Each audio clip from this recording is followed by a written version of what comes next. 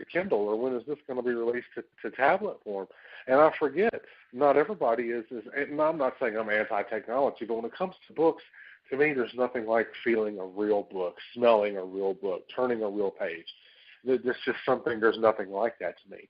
And it might be because I'm old and hard. It might be because I didn't have a tablet growing up. It might be because I don't have a tablet now. Or it could be because I don't care for the idea of reading a book by touching a screen, because we're also attached to our telephones and tablets anyway. It could be any number of things. But even today, we still feel that writers, especially, the main competition is something digital, like a tablet, or or a PDF copy of something, or e-reader. Yeah, absolutely. And you know what? I'm glad you brought that up, because I think that's my same feeling about, like, all these people have digital movies online. I would rather possess the movie. You know what I mean? I would rather possess Same the here. movie. I would rather have the DVD. Whatever form it takes, I would rather possess it. I mean, have you heard about Apple supposedly, like, wiping out a bunch of people, like people owned a bunch of movies, and then they just, without warning, deleted a bunch of their movies, and then they're just fucking gone. Which proves my point about, we're just not at that point yet. You know what I mean? Maybe sometime down the line, maybe 10 years from now, I'll get to that point, but I'm mentally not prepared for that. No, me neither. As children of media like that, as horror fans, as people that are into film as we are, and as so many others are, that's a tragedy, because I'll give you a perfect example. Building up my movie collection. We talk about building up our collections of what movies we scored at what thing. I just got a 3-pack on DVD in this neat little steel book type thing. It's Ed Gein with not Kane Hodder. It's Ed Gein with Steve Rollsback, and then I got Gacy with Mark Holton, Mark Holton, and then I got Dahmer with Jeremy Renner. I got a 3-pack of these on DVD for like $8, and it was amazing. And to think that these could be ripped out from underneath me, or whatever, or I think to think that I would want to watch them digitally on some tablet or on something like that. To me, there's nothing like sitting down in front of a movie with a snack and your wife or your chick or your boyfriend or your girlfriend or whatever, friends, and watching something like that.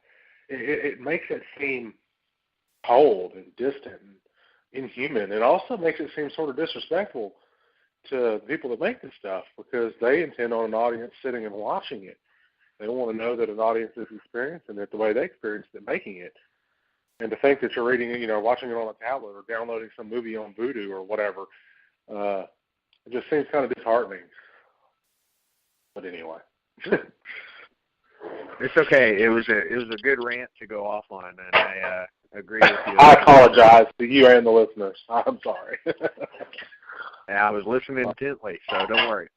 One of the things that I really liked about this, and I didn't get into this, you get the whole story of War of the Worlds by H.G. Wells, but, with an American twist in Grover's Mill as opposed to England.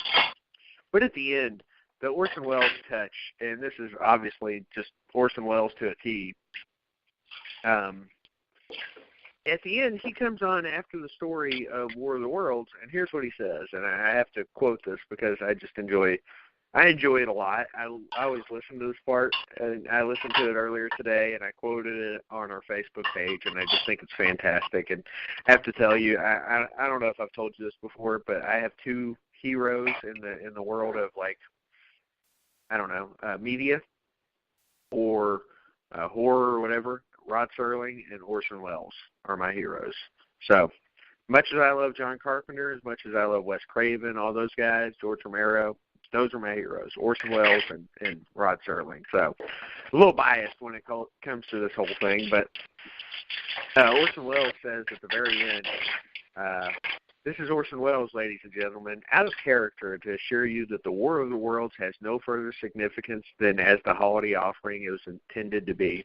The Mercury Theater's own radio version of dressing up in a sheet and jumping out of a bush and saying boo. Starting now, we couldn't soap all your windows and steal all your garden gates by tomorrow night. So we did the next best thing. We annihilated the world before your very ears and utterly destroyed the CBS. You'll be relieved, I hope, to learn that we didn't mean it, and that both institutions are still open for business. So goodbye, everybody, and remember the terrible lesson you learned tonight, that grinning, glowing, globular invader of your living room is an inhabitant of the pumpkin patch. And if your doorbell rings and nobody's there, that was no Martian. It's Halloween. Just good shit. Like, he wrote that, and he delivered it way better than I just did. You know? And he probably, because he was, he was very, very, from what I understand, very nice, very talented man, but he probably wrote that and read it back to himself and thought, wow, I would have, this is good. I like this, because it sort of summed up the American situation at the time, with all these fears of, invaders coming and pillaging the country, and with the threat of war and, violence and the loss of jobs and big business coming and wiping out everything. And, there he basically put all that in words himself instead of, and then put a lighthearted spin on it. I think that's something only Orson Welles could have done, and God bless him for that, wherever he is. Listen, entertainment is better because of him. Absolutely. He was only 23 years old, 22 years old. I think 23. 23 years old when he did this broadcast. I wouldn't have been able to pull that shit off at 23. I wasn't mature enough. That just shows the talent, and it just shows the talent. It's breathtaking to think that young to deliver, not only in a good way to deliver entertainment, but to deliver something that had already been a hit once, and then turn around and make it a hit again, and make it memorable. People still, like we're talking about tonight, people still 80 years on are talking about that broadcast with him on the War of the Worlds and the impact that it had on them, their family, and America, the world even. And that just goes to show that true art and true entertainment's not dead, and it will survive and stand the test of time. No CGI, no blue screen, no cheap imitation can ever replace true art and entertainment, and none of it can ever replace a live actor, especially a talented one like Orson Welles. So my hats and claws are all off to him. Again, cinema and entertainment is better because he was a part of it, because he lived, Yeah, I can't agree with you enough about that. He's just a fucking legend. But, like the aftermath of this whole thing, so interesting. I encourage anybody that can get a hold of some of these documentaries. You can find most of them on YouTube about, this whole thing. It's so interesting just to hear about the reaction from the media and things of that nature. I was watching some of the interviews with Orson Welles about the whole thing, and you could just tell how he was working the media. And it was so impressive in 1938 to see a guy that was really just kind of holding the media in his palm, and he's giving them exactly what they wanted, but you could tell that he was just full of shit, and I loved him for it. I loved Orson Welles because he's telling the media exactly what they want to hear, but he doesn't mean any of it. Not any of it. He's telling them about the responsibility of radio, and that that hopefully this is a lesson for the future. And he's given this interview at the age of 23. What a genius he was.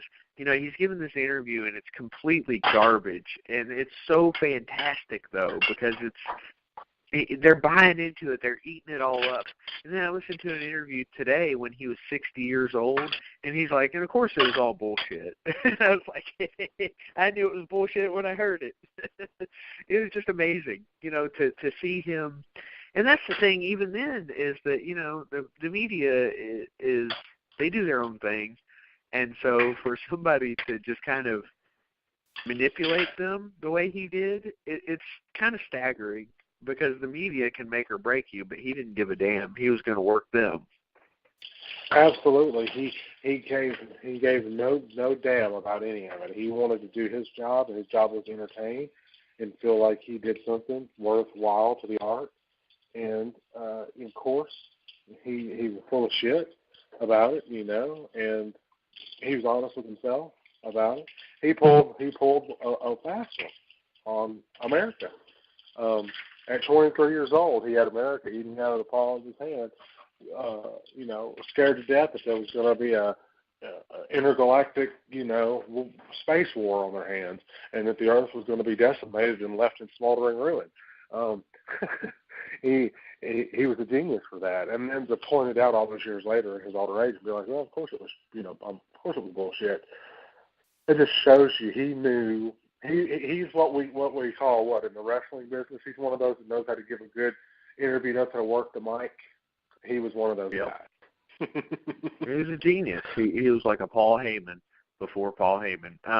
It's interesting, like I just mentioned, he was initially, apologetic about the supposed panic his broadcast had caused, and privately fuming that newspaper reports of lawsuits were either greatly exaggerated or totally fabricated. Wells later embraced the story as part of his personal myth. He says, houses were emptying, churches were filling up from Nashville to Minneapolis. There was wailing in the streets and the rending of garments, he told Peter Bogdanovich years later. He really loved the fact that people were, even buying into the fact that it was as much of a panic as they claimed. Absolutely. And again, it speaks to his talent. It speaks to his character. It speaks to his personality. It speaks to everything that made him what he was as an entertainer and a person. He was a very smart man, one of the smartest, but he also knew how to deliver exactly what audiences wanted to hear. That's what he was paid for. He was an actor. He was supposed to make you feel a certain way, to make you believe his situation, to make you believe him, and not only believe him, make you want to help. And he did that in droves, Yeah, definitely. And one of the documentaries or movies that I watched regarding this whole thing was in 1975. ABC actually aired the movie "The Night That Panicked America," which, if you ever hear the term "The Night That Panicked America," this is what it's referring to. It's not just a movie; it's a quote about this night. And it's regarding the effect that the radio drama had on the public using fictional but typical American families of the time. It's kind of a cool movie. Again, it's just one of many cool documentaries out there. And some more information about this. The New Jersey township of West Windsor, where Grover's Mills located, actually commemorated the 50th anniversary of the broadcast in 1988 with 4 days of festivities, including art, planetarium shows, a panel discussion, a parade, burial of a time capsule, a dinner dance, film festivals devoted to H.G. Wells and Orson Welles, and the dedication of a bronze monument, the one I talked about earlier that I've been to, kind of commemorating the fictional Martian landings, and then just all sorts of shit like that. And then in the 75th anniversary of the War of the Worlds was marked by an international rebroadcast with an introduction by George Takei and an episode of the PBS documentary series American Experience, and I watched that as well. But what I want to get into, I want to give a cheap plug to another podcast out there, or another podcast, show. It's called Audio Drama Revival. So for the 75th anniversary of War of the Worlds, for them, what they did, Blake, and again, this was 5 years ago now, is they did a contest, okay? And it's for people who do audio drama, which I like. I don't know if you ever listen to audio drama, Blake, but I think it's fun. I think it's cool. It takes you back in time, kind of like the Mercury Theater did. Oh, yeah, absolutely. I play stuff like that for Isla and Hazel every single night. Like, Isla's scared to listen to War of the Worlds anymore. No shit. She had nightmares about tripods. I'm not making that up. So, like, she wants to listen to The Mummy or Frankenstein or Dracula or Sleepy Hollow, but no War of the Worlds. Anyway, so for the 75th anniversary, they did a contest, and they were supposed to the podcasters or audio drama people, their job was to create a War of the Worlds style broadcast to where it's, it's not the same